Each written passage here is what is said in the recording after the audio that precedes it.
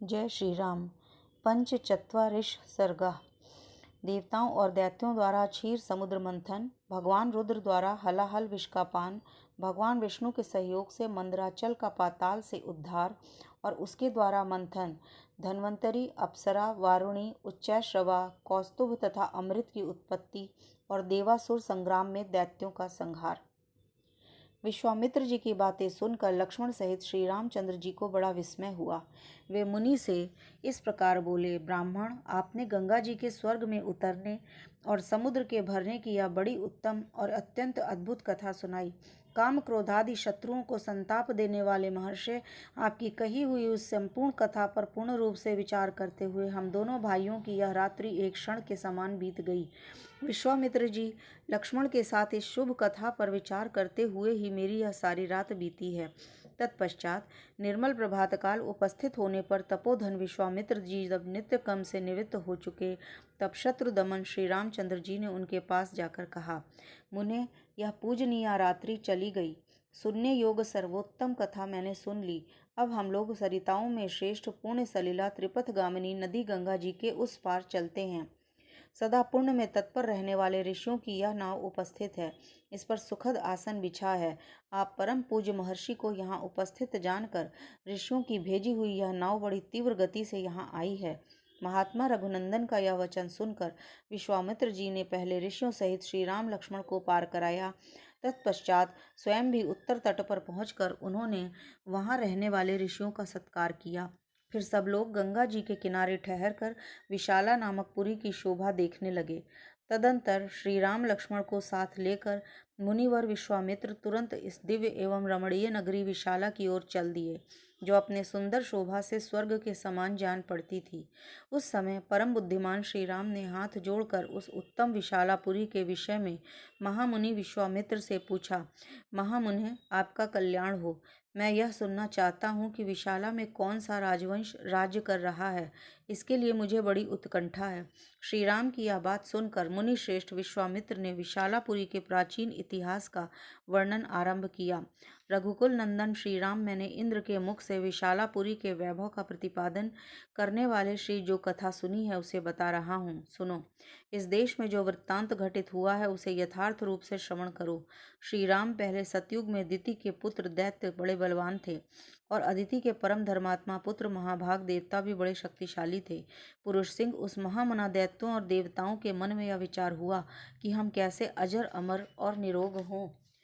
इस प्रकार चिंतन करते हुए उस विचारशील देवताओं और दैत्यों की बुद्धि में यह आई, हम लोग यदि क्षीर सागर का मंथन करें तो उसमें निश्चय ही अमृत रस प्राप्त कर लेंगे। समुद्र मंथन का निश्चय करके उन अमित तेजस्वी देवताओं और दैत्यों ने वासुकी नाग को रस्सी और मंदराचल को मथनी बनाकर क्षीर सागर को मथना आरंभ किया।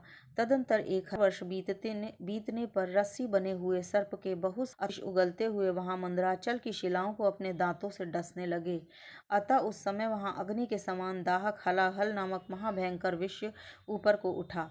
उसने देवता, असुर और मनुष्यों सहित संपूर्ण जगत को दग्ध करना आरंभ किया। यह देखकर देवतागण शरणार्थी होकर सबका कल्याण करने वाले भगवान देवता पशुपति रुद्र की शरण में गए और त्राहि त्राहि की पुकार लगाकर उनकी स्तुति करने लगे।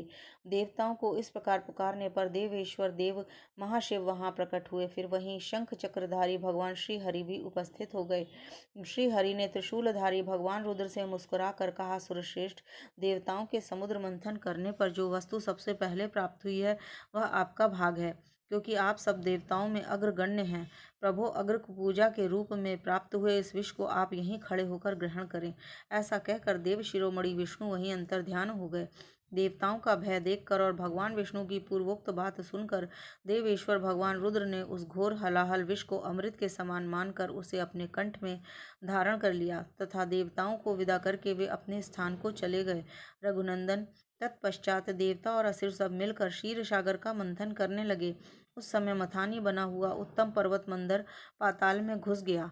सब देवता और गंधर्व भगवान मधुसूदन की स्तुति करने लगे। महाबाहो, आप ही संपूर्ण प्राणियों की गति हैं, विशेषतः देवताओं के अवलंबन तो आप ही हैं, अतः आप हमारी रक्षा करें और इस पर्वत को उठाएं।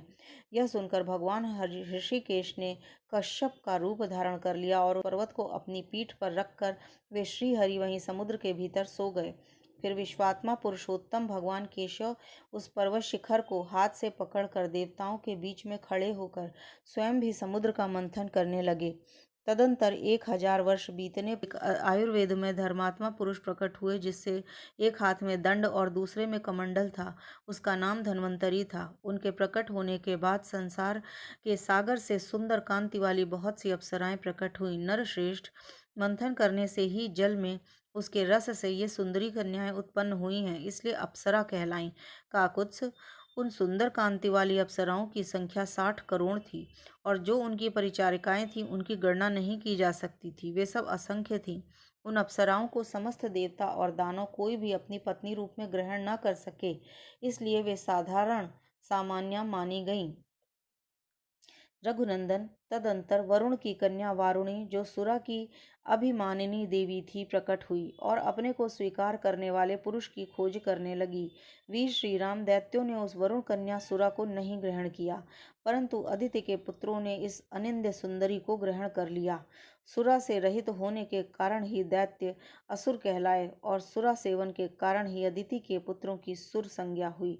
वारुणी को ग्रहण करने से देवता लोग हर्ष से उत्फुल्ल एवं आनंद मग्न हो गए। नरश्रेष्ठ, तदंतर घोड़ों में उत्तम उच्चैश्रवा, मणिरत्न, कौस्तुभ तथा परम उत्तम अमृत का प्राकट्य हुआ। श्री राम, उस अमृत के लिए देवताओं और असुरों के कुल का महान संहार हुआ। अदिति के पुत्र दिति के पुत्रों के साथ युद्ध करने लगे।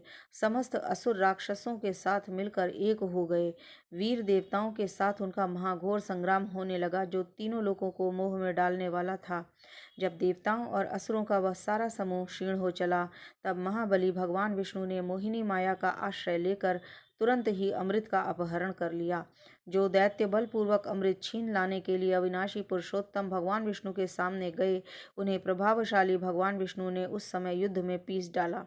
देवताओं और दैत्यों के उस घोर महायुद्ध में अदिति के वीर पुत्रों ने दिति के पुत्रों का विशेष संहार किया।